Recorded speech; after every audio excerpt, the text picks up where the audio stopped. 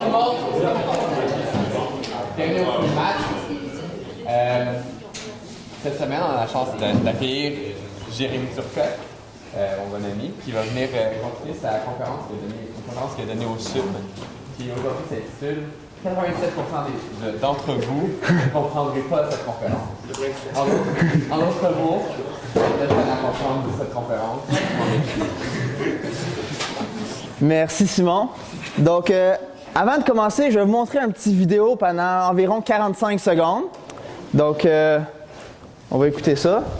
Puis après ça, je vais vous expliquer pourquoi je vous montre ça. Oh, non. C'est comme ça quand la vidéo marche pas.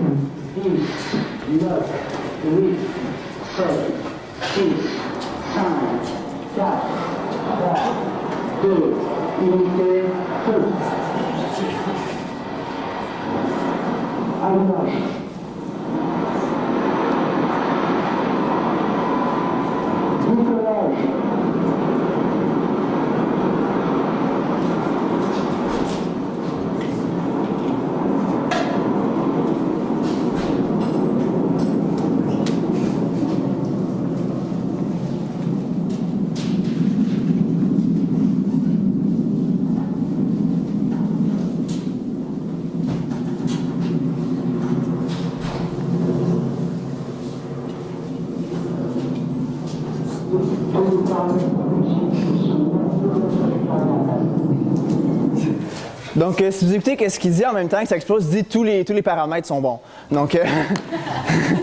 Donc, ici, qu'est-ce que je viens de vous montrer, c'est la fusée Ariane 5, qui en 1996, c'est le premier test de décollage. En 1996, c'est l'Union européenne, c'est l'Agence spatiale européenne qui envoie cette fusée dans l'espace. Et après 37 secondes de vol, elle explose. Quand tout devrait être normal, il n'y avait aucun problème. Pourquoi est-ce que ça n'a pas marché? Ben, là, attends, j'ai une petite image de quelqu'un qui a pris une photo après ça. Pourquoi ça n'a pas marché? Ben, dans le logiciel, qu'est-ce qui est arrivé? C'est qu'il y avait 7 paramètres, qui devaient être convertis.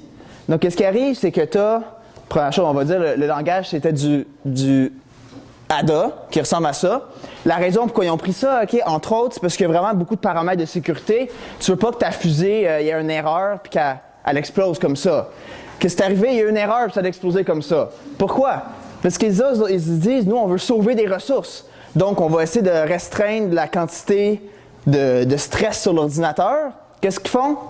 Ben, il y a 7 paramètres qui, eux autres, doivent être convertis d'un double, qui sont des nombres avec virgule, à un int, en 32 bits, qu'ils autres ont pas de virgule.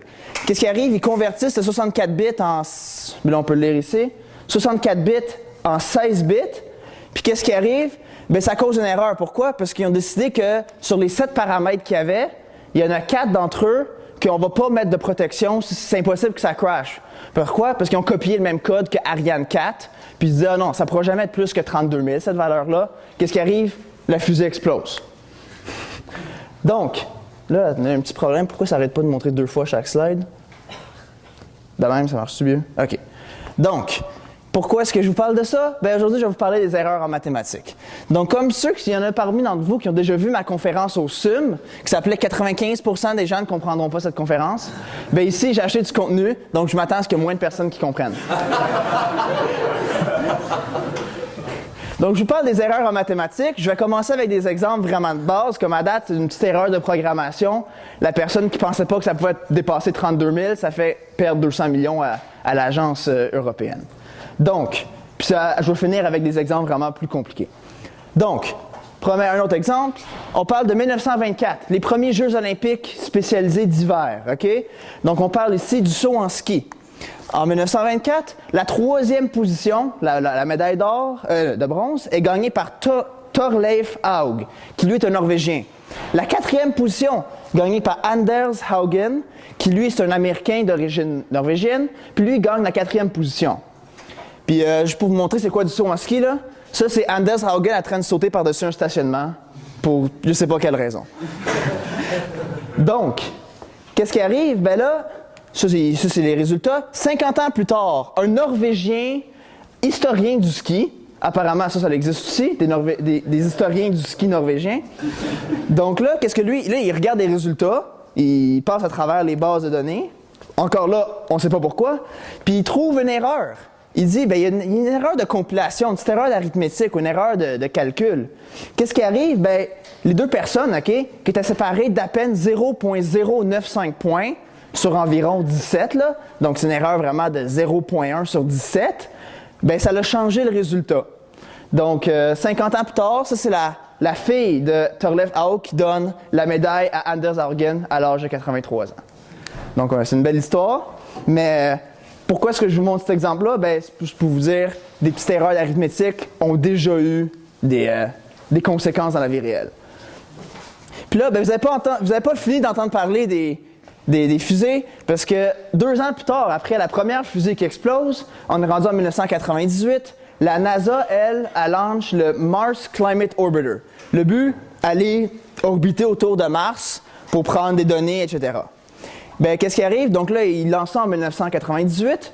Puis là, en 1999, donc plus de 250 jours plus tard, le Mars Climate Orbiter est finalement rendu à Mars. Donc, il peut commencer sa mission. Qu'est-ce qui arrive? Perte de contact. Pourquoi? Supposément qu'il se serait désintégré dans l'atmosphère de Mars. Et là encore, on peut se demander pourquoi est-ce que ça s'est désintégré dans l'atmosphère de Mars? Parce qu'il est allé trop proche de Mars. Et pourquoi? Parce que Lockheed Martin, qu'ils autres faisaient l'engin, eux autres, leur unité de mesure, c'était en livre-force seconde. Tandis que la NASA, eux autres, dans le contrat, ça disait Newton seconde. Qu'est-ce qui arrive? Tu as un facteur de conversion x 4,5 de différence. Qu'est-ce qui arrive? Tu donnes 4,5 fois trop, pas assez de force, OK, par rapport à ce que tu voulais.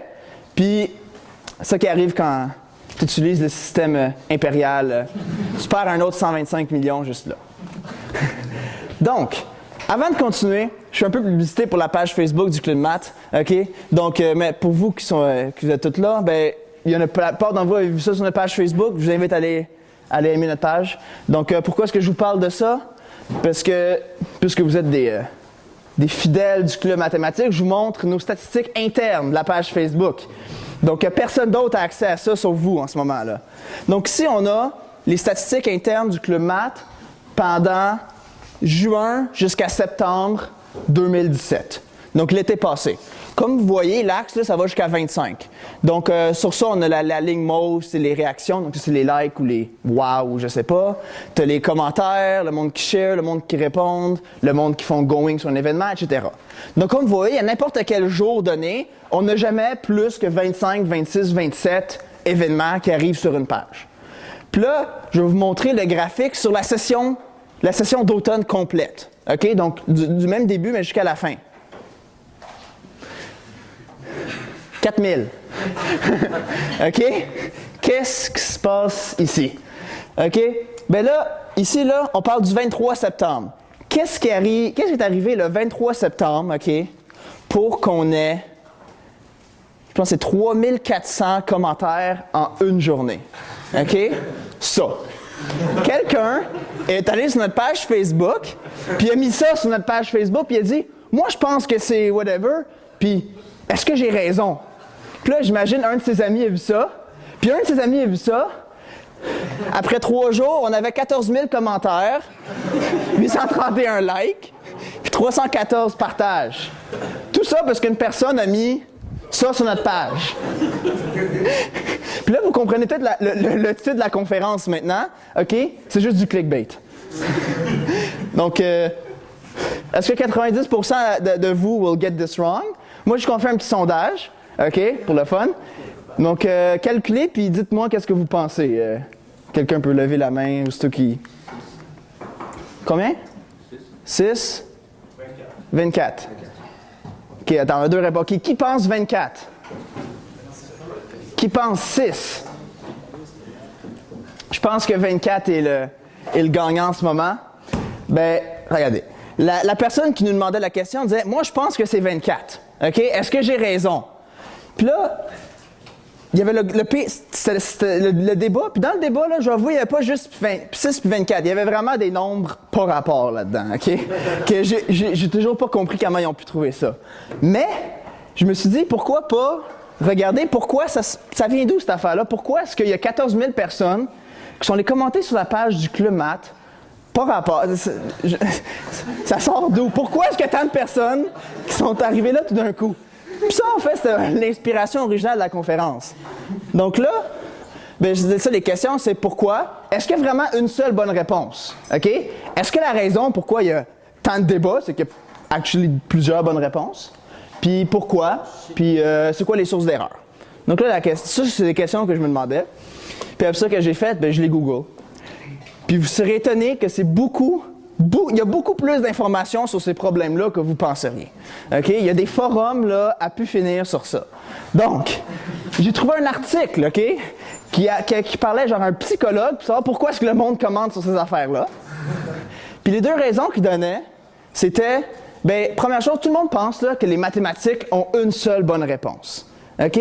Donc, quand toi, tu es certain, là, depuis le primaire, on vous dit, même avant le primaire, les mathématiques, il y a juste une bonne réponse. Ce calcul-là, il y a juste une seule bonne réponse. Puis à un moment donné, vous commencez à vous dire, si moi, je le sais que j'ai la bonne réponse, parce que moi, je ne fais pas partie du 90% de cave, moi, je sais comment faire ça. Donc, c'est sûr qu'il faut que je sois là, commenter pour éduquer ceux qui sont les 90% moins bons.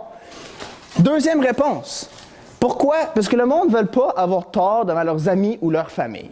La plupart du temps, OK, ils sont pas là en train de commenter sur des étrangers. Ils sont là avec leurs amis, genre leurs cousins, leurs grands-pères, peu importe. Puis là, ils sont là en train de débattre.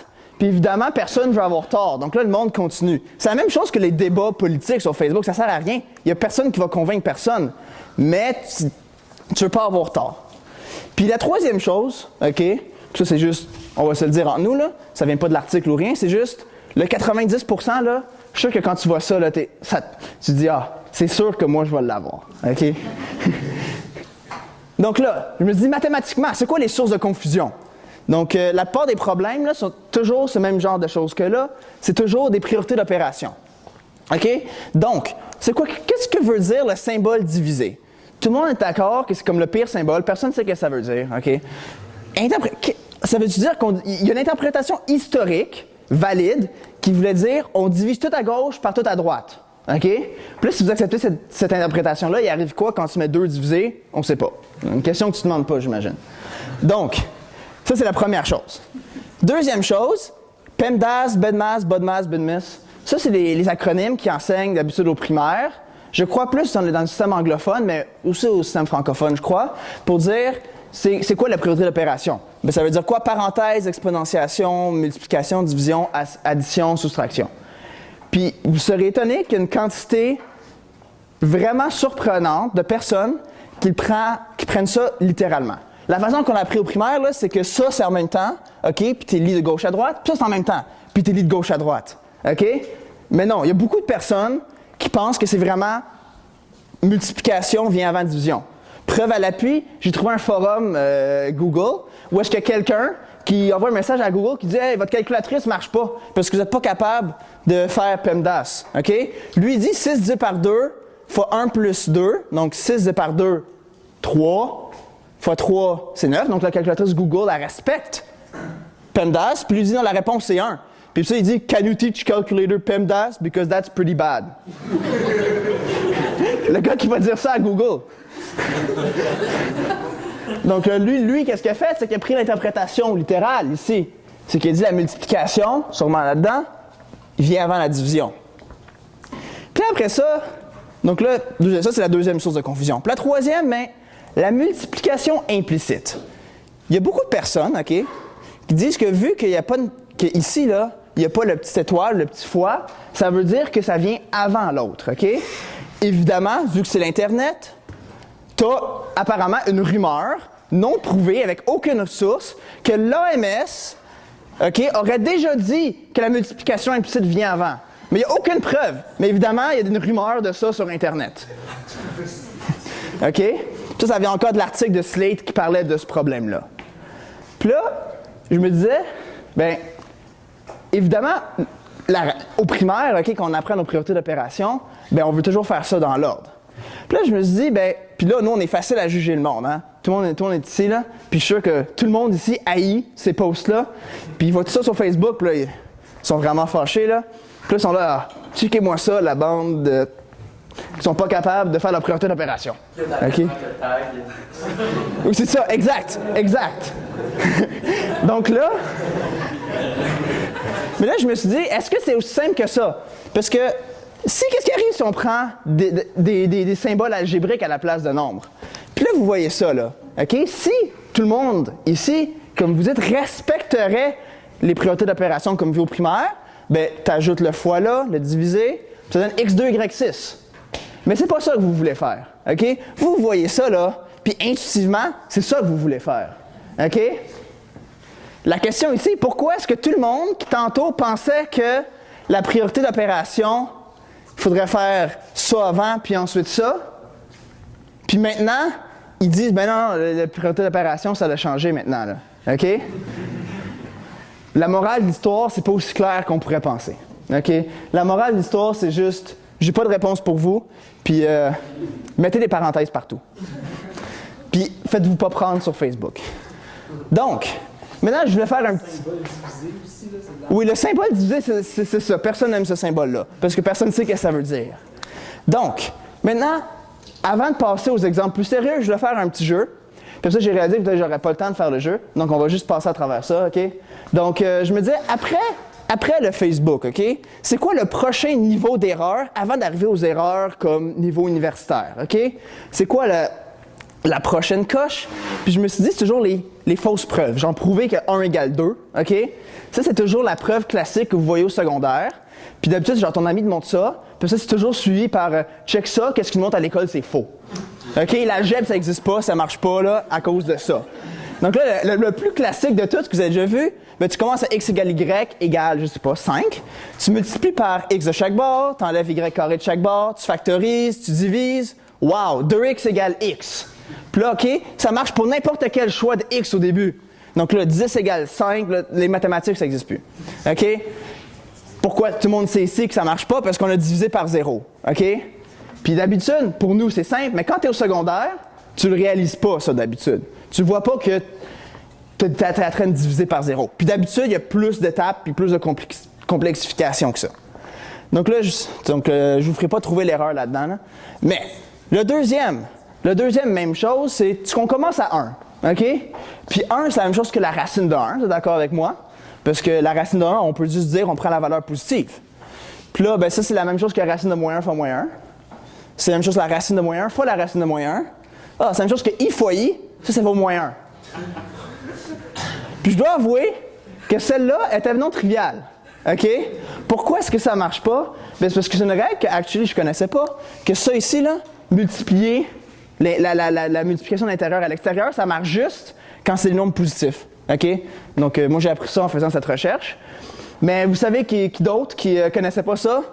Notre Euler, qui dans son dans le manuel Algebra, je pense que c'est deuxième moitié du 18e siècle, si je ne me trompe pas, faisait plusieurs fois la même erreur.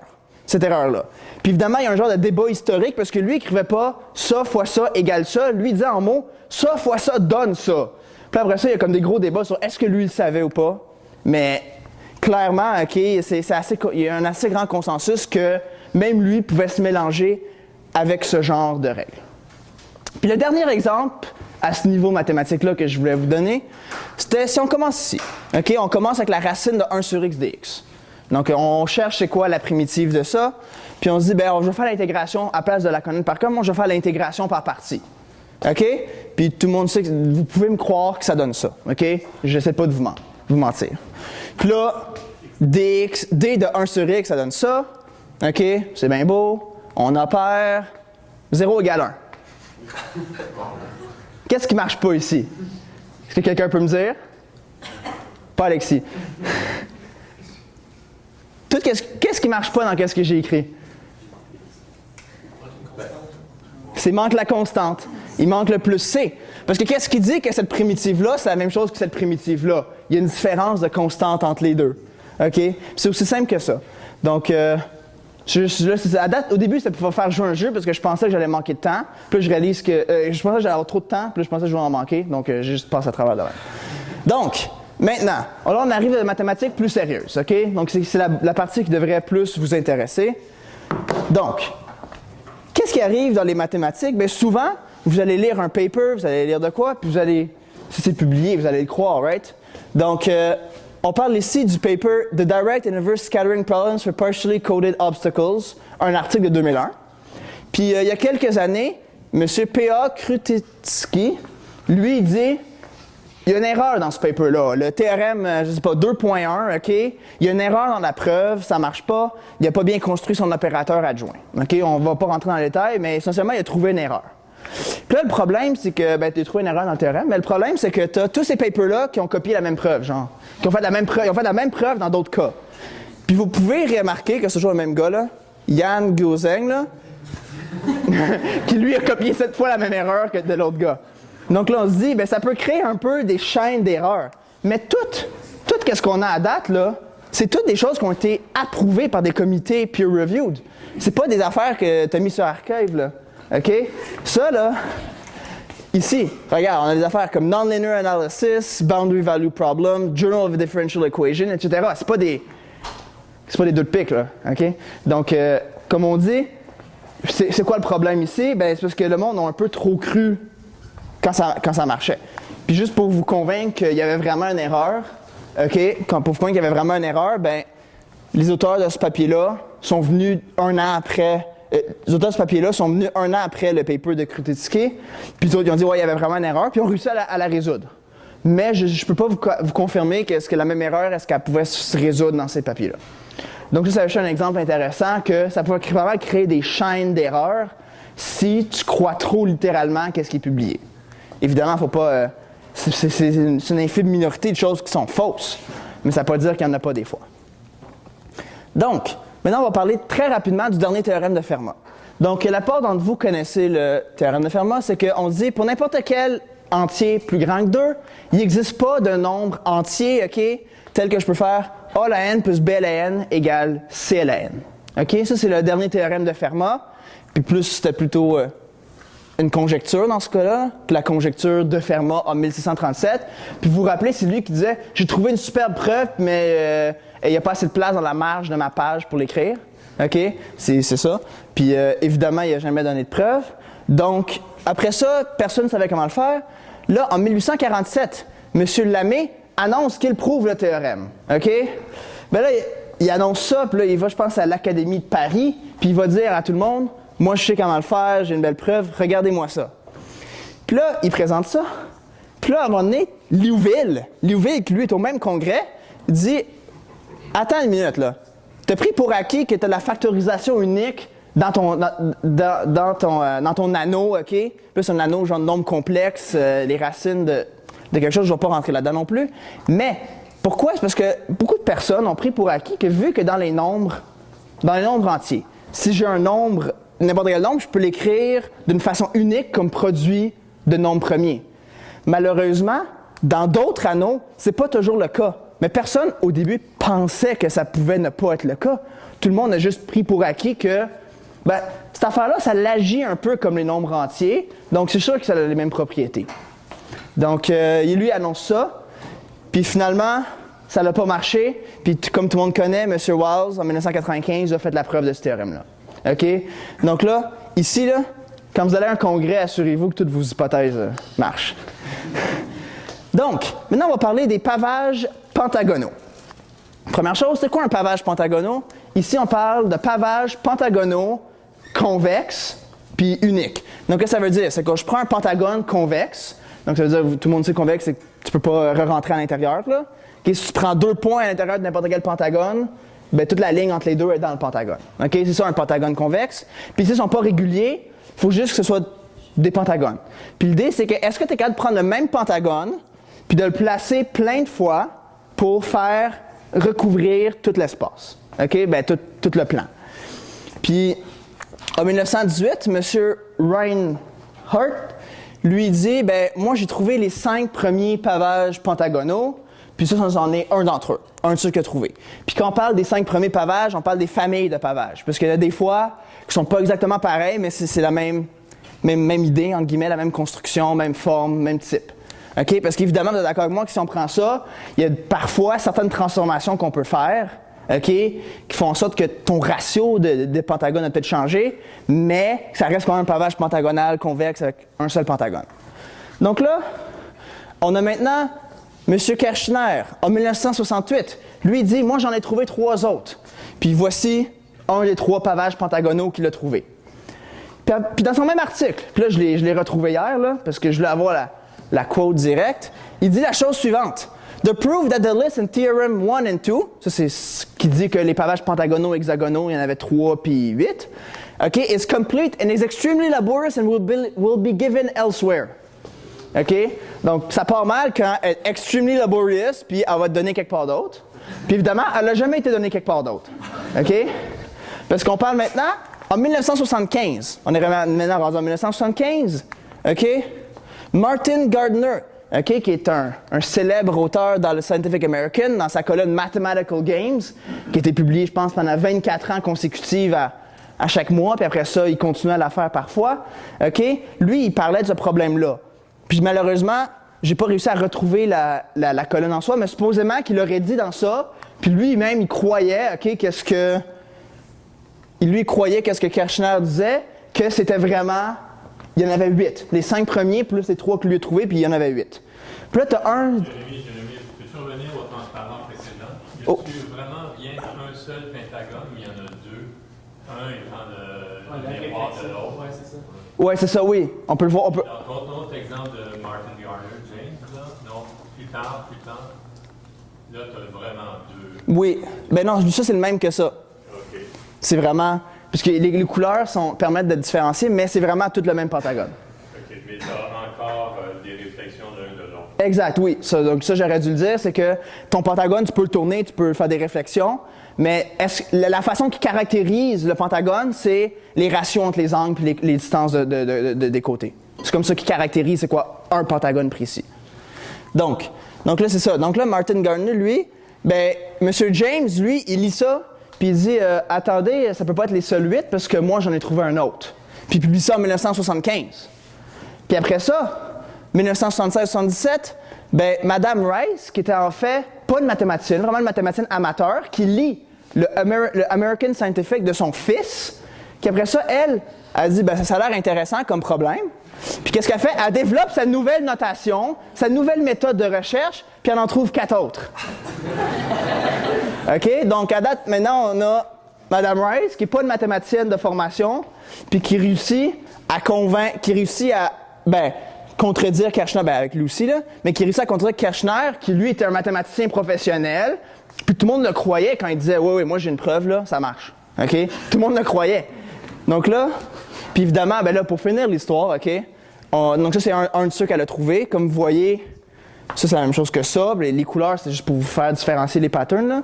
Puis tous les patterns qu'on a à date, là, c'est tous des patterns, comment on pourrait dire, périodiques. Il n'y a pas genre de comme un pattern apériodique. C'est toujours des... Si tu dézoomes, puis tu bouges, tu vas voir la même chose à côté. OK? Donc, finalement, en 85, tu as M. Rolfe qui, lui, en trouve un autre. Donc là, en 1985, tu es rendu à 14 pavages différents. 14 familles de pavages. Puis là, il n'y a rien.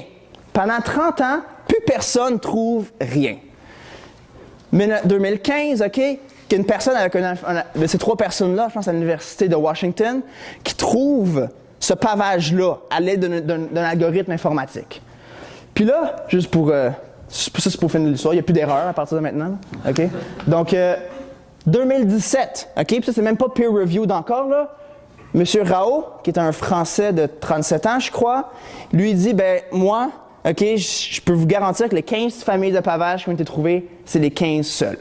OK? Lui, il nous dit que c'est les 15 seuls, puis il utilise une preuve assistée par l'ordinateur où est-ce qu'il teste plein de cas, puis il est capable de prouver qu'il n'y en a aucun autre que ces 15 familles-là. Évidemment, je pense que la moitié de l'évaluation par les pairs, la moitié de son code a été évalué par les pairs, puis quelque chose comme ça. Mais ça avait de l'air, en guillemets, assez fiable. Mais peut-être que je fais une erreur en vous présentant ça. Donc ça, c'est juste pour finir l'histoire. Donc, c'est quoi la morale de cette histoire-là? Ben, moi, je suis extremely laborious proof. Moi, je croyais pas ça, là. Will be given elsewhere. Ça, c'est un peu comme le « Ah, j'ai une preuve, mais elle ne fait pas dans la marge. » Donc, prochain exemple, on va parler rapidement de l'hypothèse du continu. Donc, que veut dire l'hypothèse du continu? Ben, c'est la chose suivante, Lf1 égale 2 à Lf0. Qu'est-ce que ça veut dire? Lf0, là, c'est la cardinalité, pour ceux qui ne le savent pas, des nombres entiers. Donc, qu'est-ce que ça veut dire? C'est que c'est la grandeur d'infini que je peux compter. 1, 2, 3, 4, jusqu'à l'infini comme ça. OK? Mais, on peut prouver en mathématiques qu'il y a des ensembles qui sont plus infinis que ça. OK? Il y a encore plus d'éléments que je ne pourrais jamais être capable de compter comme en ligne droite. Puis ça, OK? Par exemple, 2 à la Lf0, ça c'est la cardinalité des nombres réels. Puis l'hypothèse du continu, c'est étudier Lf1, c'est 2 à la Lf0. Ça veut dire que le prochain ensemble infini, OK? C'est entre guillemets, c'est les réels. C'est de la même taille que les réels. Puis ça, ça, c'est des problèmes que Hilbert, OK, qui est un fameux mathématicien du 20e siècle, du 9e aussi, lui, il dit dans ses 26 problèmes, je sais combien de problèmes qu'il y avait, 23 problèmes. Dans les 23 problèmes d'Hilbert, OK, en 1900, il dit ça, c'est un problème qu'on devrait résoudre. Puis là, lui-même, en 1926, il dit, c'est fait, on va renommer ça le théorème du continu. OK? Évidemment, ça marche pas. OK? Puis je pourrais pas vous expliquer les détails, ça marche pas. Puis, non, là, c'est. Donc là, lui, il doit pas être très heureux de ça. Mais en 1963-1964, l'hypothèse du continu a été prouvée d'être indépendante de ZFC. Qu'est-ce que ça veut dire, indépendant de ZFC? Non seulement Hilbert, sa preuve marchait pas, mais qu'est-ce qu'il disait, c'était même pas vrai. Mais c'était pas faux non plus. OK? Dans un sens. Qu'est-ce qu'il disait, lui? Il disait que l'hypothèse du continu, c'est vrai, mais l'hypothèse du continu n'est pas vraie, elle n'est pas fausse, elle est juste indépendante. Ça veut dire quoi? Que si moi, ça me tente de dire que c'est vrai, c'est autant consistant que si moi, je dis ça me tente de dire que c'est faux. OK? Avec ZFC, que ça, c'est les axiomes de base. Donc, malheureusement pour Hilbert, son problème ne va jamais être résolu, puisque lui voulait le prouver que c'était vrai ou faux, puis finalement, c'était prouvé que c'était aucun des deux. Donc, ensuite, maintenant, on va parler d'un autre exemple. Donc, je vais vous décrire ça veut dire quoi ça ici. Donc, la classe existe étoile pour tout 2, existe étoile, all 0. Ça, c'est les formules, là. Donc, je ne sais pas si je peux juste monter ça rapidement. Tableau. Oh, il y a un tableau là-bas. OK, y a-tu de la craie? Oui. Donc, je vais faire ça ici. Donc, ça veut dire quoi ces formules-là? Là, c'est juste les formules qu'on peut écrire comme existe A, existe B, existe C plein de fois. Après, tu as des pour tout, disons D, pour tout E. Puis après ça, tu as d'autres existe, F, G, blablabla. Puis là, tu as à la fin, tu as une proposition ici. OK? Puis là-dedans, là, on n'a pas de domaine. On ne dit pas est-ce que les A, B, C sont dans R ou dans N. On ne sait pas, OK? Puis on dit maintenant, les formules ont autant de existe qu'on veut, mais il y a tout le temps au milieu, là. OK? Il y a toujours le petit bloc au milieu où est-ce qu'il y a juste 2 pour tout. OK? Puis ça, évidemment, pour n'importe qui fait des mathématiques discrètes, c'est que c'est une proposition c'est des propositions logiques, puis qu'on aimerait ça y assigner une valeur de vérité. Est-ce que c'est vrai que pour existe A, existe B, existe C, blablabla, pour tout D, pour tout E, existe une certaine proposition. Puis dans ce cas-ci, on va dire, là, je peux mettre n'importe quelle relation entre A, B, C, donc je peux dire A plus grand que B, A plus petit que C, des affaires comme ça, mais on ne veut pas avoir de fonction, on ne veut pas de constante comme D égale 8, genre, on ne veut pas ça, puis après ça, on ne veut pas d'égalité, donc on ne veut pas forcer que B est égal à F ou peu importe comme ça. Donc là, on appelle ça formellement la classe de toutes les propositions de cette forme-là. C'est ça ici. OK? Puis maintenant, le problème sur ça, c'est de dire, est-ce qu'on est capable de la décider? Donc là, je ne l'ai pas écrit là, mais ça veut dire quoi, décider une classe, là? Ça veut juste dire, est-ce que je suis capable de la satisfaire d'une façon simple? Que veut dire la satisfaire? Est-ce que je suis capable de dire, moi, si je considère ce problème-là dans N, OK? Est-ce que c'est vrai dans N? Est-ce que c'est vrai dans R? Est-ce que c'est vrai dans un autre ensemble que je pourrais construire? OK? Tu dis, est-ce que je suis capable d'avoir un algorithme simple qui me dit si je suis capable de trouver un ensemble dans lequel c'est vrai? Parce que vous êtes d'accord avec moi que je serais probablement capable d'écrire de quoi que peu importe que je le mette dans N, dans R, peu importe, dans C, ça va toujours être faux. Il y en a d'autres que l'important, ça va toujours être vrai. Puis il y en a d'autres, ça va dépendre. Puis est-ce que je suis capable d'avoir une façon simple de caractériser est-ce que ça marche ou pas. Donc là, tu te dis, ben, il y a du monde qui font ça, puis là, tu te dis, ben, Gödel, lui, la satisfaisabilité de ce problème-là est décidable. OK? Puis il fait une preuve. Puis tout marche très bien. Puis à la fin de l'article, il dit, en conclusion, j'aimerais remarquer que le théorème 1 peut être prouvé avec la même méthode ou formule qui contiennent l'égalité. Donc là, ici, j'avais dit qu'on peut mettre des relations quelconques entre A, B, C, les autres lettres. Puis lui, il dit, ben, ça va marcher aussi dans le cas où est-ce qu'il y a des égales, pas juste des plus petits, des plus grands, des affaires comme ça. Puis lui, il dit, c'est la même méthode. Mais évidemment, je sais pas, ça ne tentait pas de l'écrire. Il dit, ça va marcher. Mi-1960, Stahl Andera, lui, il dit, non, la généralisation ne marche pas. Il y a une erreur quand tu t'appliques la même preuve dans le cas égalité. Il n'y a aucune façon de traiter l'égalité pour que ça marche avec la même preuve. Puis non seulement ça, Warren Goldfarb, lui, prouve que c'est l'inverse. C'est juste pas décidable. Donc, même méthode. Donc, bon là, on approche un peu de la fin, mais là, exemple 11, qui est un exemple que plusieurs d'entre vous ont peut-être déjà entendu. Donc, on est à la fin du 19e siècle, 1890, 1895, puis le monde, ils veulent caractériser c'est quoi tous les nœuds possibles, OK? Puis là, ils disent, on va faire un tableau des nœuds, OK? C'est quoi un nœud, premièrement, là? C'est si je prends une ficelle, OK? Je la mélange, puis je viens rattacher les deux bouts. C'est ça un nœud, OK? Puis le monde dit, moi, j'aimerais ça faire une liste de tous les nœuds avec un croisement, deux croisements, trois croisements, etc. Donc là, à la fin du 19e siècle, M. Little et M. Tate, qu'ils autres, ils font ça. Ils font des listes, ils travaillent là-dessus. Puis comme vous voyez, là, ici, là, c'est comme un peu compliqué à voir si c'est pareil, c'est différent ou pas, là. OK? Mais dans la liste qu'ils autres donnent, ça, c'est les deux nœuds qui sont là, c'est deux nœuds différents. OK? Puis vous pouvez pas le voir, là. Mais le 10 ici, ça veut dire quoi? C'est qu'il y a 10 croisements, là. 1, 2, 3, 4, 5, 6, 7, 8, 9, 10. Genre. Mais des fois, il y en a plus dans le dessin. Je pense que lui, quand tu regardes le dessin, il y en a 11, parce que la façon que tu le mets, tu peux acheter des croisements et tout. Mais dans tous les cas, les autres, ils font une liste. Puis comme vous voyez, ils en ont trouvé pas mal. Donc là, M. Conway, que vous connaissez peut-être, puis qui est venu au Club Math au début de la session dernière, OK, lui, il décide dans les années 60, il va compiler sa propre table, OK? Il va prendre les manuscrits de Little Tate, mais peut-être des choses que d'autres personnes ont fait, puis il va faire sa propre table des nœuds, OK? Puis là, ben, il y met. Des fois, il trouve des erreurs, il trouve des nœuds qui ont été répétés, et il trouve des nœuds qui n'ont pas été là, qui ont été oubliés, puis il fait ça. Il a fait 3-4 modifications, puis il recense une belle liste. Puis les deux mêmes nœuds qui sont là se retrouvent encore de façon distincte dans la liste. Maintenant, en 1973, Kenneth Perko, lui, il travaille sur la liste de Little de la fin des années 1800. Puis lui, il dit, attends une minute là, ces deux nœuds-là, c'est le même nœud, OK?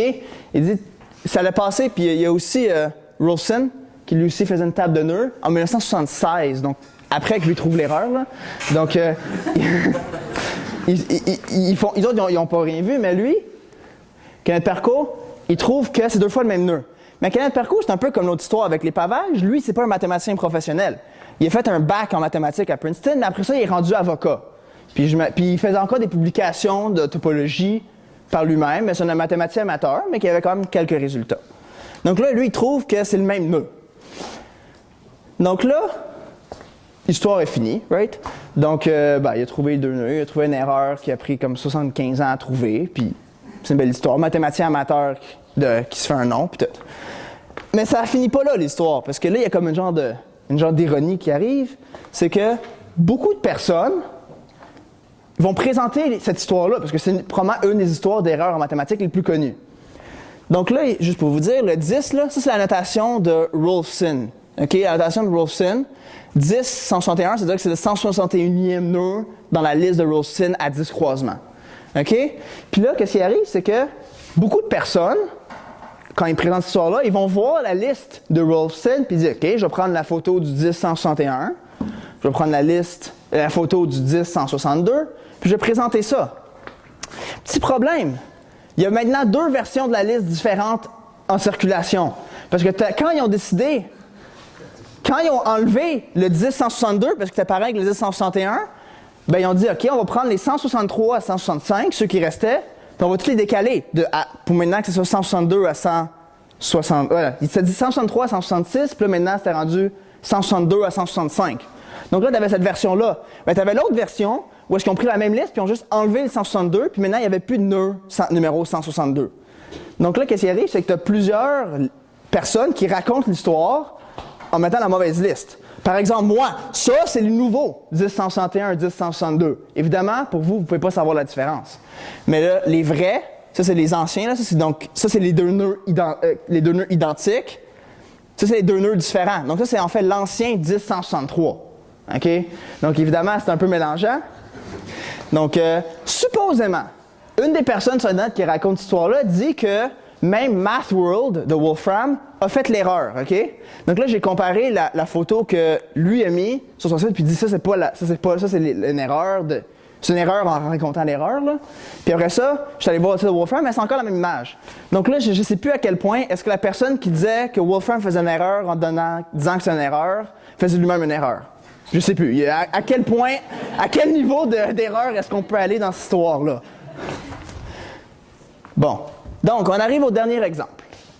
OK? Donc, je vais faire une petite proposition pour vous. Une série convergente de fonctions continues converge vers une fonction continue. Donc, la plupart d'entre vous avaient fait un cours d'analyse 1, peut-être 2. OK? Dans tous les cas, vous savez c'est quoi une fonction continue, d'habitude. Puis, vous savez c'est quoi une série. Une série, là, c'est juste une somme infinie, right? OK? Puis, la proposition qu'on est là, c'est qu'une série convergente de fonctions continues, si elle converge, là, elle va converger vers quelque chose, une fonction qui est elle-même continue. Puis on sait que l'analogue, quand c'est pas une série, mais quand c'est une suite, on sait que c'est faux. Il y a des exemples vraiment très simples qu'on peut montrer que tu pars plein de fonctions continues, mais qui vont tendre vers une fonction discontinue.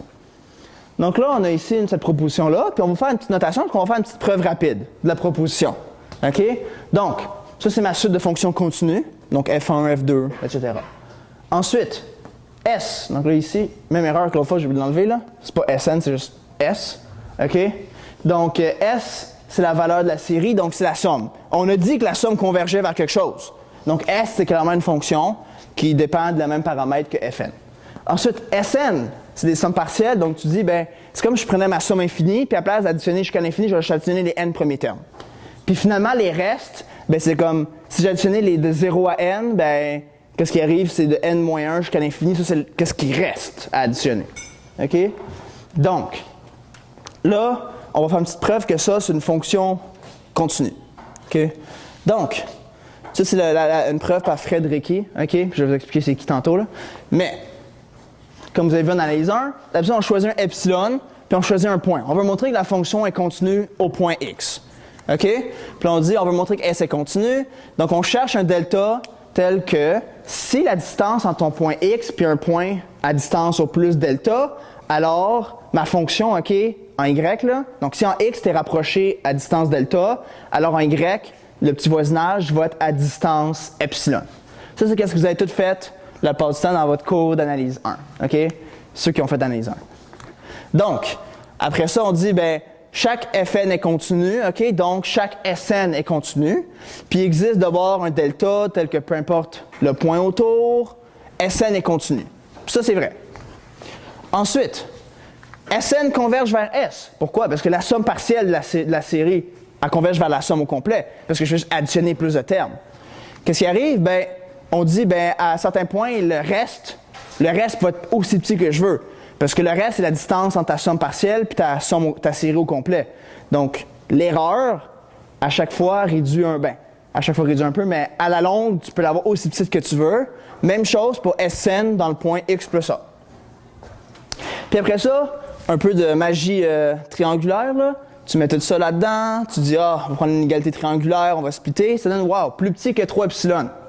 Puis là, tu dis, ben, on a prouvé la proposition. OK. Là, il y a un problème. Ça, c'est un contre-exemple. OK? Ça, c'est un contre-exemple.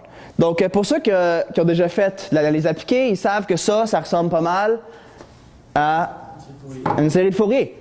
Donc, qu'est-ce que la série de Fourier ressemble? Pour ceux qui ne savent pas, là, ben ça, c'est si je fais la somme pour le premier terme, les 5 premiers termes, les 20 premiers termes, 50 premiers termes, 100 premiers termes, 1000 premiers termes, 10 000 premiers termes. Donc, donc là, comme vous voyez, là, puis vous pouvez le faire formellement avec votre série de Fourier, que ça tend vers la fonction qui fait des plateaux. Clairement, ce n'est pas une fonction continue. C'est pas continu en 0, c'est pas continu en moins pi, en moins 2pi, en 2pi, etc. Donc, c'est quoi le problème dans notre preuve tantôt? On peut retourner là. Ben, c'est parce que ici, là, le delta, puis toi, il y a comme une dépendance sur n. Okay? Pas toutes les fonctions fn sont continues à la même vitesse. Ou ne sont pas continues de la même façon en x ou en x plus a. Donc là, il y a un genre de problème de convergence uniforme dans notre série. OK? Puis on ne va pas rentrer plus en détail que ça, mais juste pour dire pourquoi est-ce que je vous raconte cette histoire-là? Ben, c'est parce que la preuve qui est ici par Frédérici, lui, c'est pas lui qui a inventé ça, c'est pas lui qui a dit « moi, je vais faire une fausse preuve ». Lui a dit « je vais convertir une preuve des années 1800 en une preuve récente. » OK? Puis c'est qui avait fait la preuve originale? Cauchy, dans Cours d'analyse, en 1821. Lui, qu'est-ce qu'il fait? Mais l'affaire, c'est que lui, il n'avait pas des epsilon delta. Donc lui, sa preuve, c'était comme des mots, OK? Puis il était là, ouais, quand c'est vraiment petit dans cet axe-là, c'est vraiment petit dans l'autre axe, puis là, il travaille avec des infinitésimaux. Puis c'était rigoureux pour le temps, mais quand on y pense, c'était pas tant rigoureux par rapport à nos standards actuels. Donc là, qu'est-ce qui arrive en 1821? Lui, il publie ça dans son cours d'analyse, qui est quand même un très bon manuscrit. Puis là, après ça, quelques années plus tard, en 1824 ou 26, tu as Abel qui dit « Attends une minute, là, il y a des exceptions sur ton... » Il n'a pas dit que c'était faux. Abel a dit « Il y a des exceptions à ta preuve. » Là, c'est pas clair? Ça veut dire quoi, des exceptions à la preuve qui ne marche pas? Mais essentiellement, OK? C'est parce que dans le temps de Cauchy, les epsilon delta n'existaient pas. Donc, certains historiens prétendent que dans le temps de Cauchy, c'était peut-être une preuve valide avec une définition de continuité différente de la nôtre. OK? Parce que la définition des infinitésimaux n'était pas 100% équivalente à ce qu'on a maintenant. Donc, il y avait une petite différence, mais que dans ces années-là, les définitions changeaient tellement rapidement que peut-être par le temps que ça s'est publié, quelques années plus tard, tu avais déjà du monde qui réalisait que peut-être pas c'était pas la bonne définition, qu'il y avait des exceptions à la règle. Donc, ça c'était mon dernier exemple. Je ne sais pas si vous avez des questions, parce que j'arrive à ma conclusion. Conclusion, là, OK, il y a vraiment... Tout le monde se dit qu'en mathématiques, OK, genre tout est vrai. Puis, tu sais, nous, on n'est pas comme la physique ou la biologie. Il n'y a pas d'erreur expérimentale, il n'y a pas de pourcentage d'erreur, il ne peut pas avoir de facteurs contribuant à avoir des faux résultats. Puis, non, en mathématiques, c'est vrai. OK?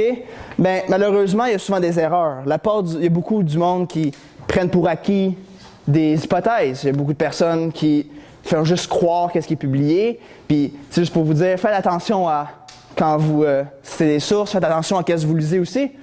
Parce que, comme vous voyez, là, on a des personnes respectables qui ont fait des erreurs. C'est pas à cause qu'une personne de renom, comme Cauchy, Euler, Gödel, Hilbert, disent que ça marche, que c'est sûr que ça marche. Donc, c'est ça. Ayez un peu un esprit critique et merci. Donc, si vous avez des questions.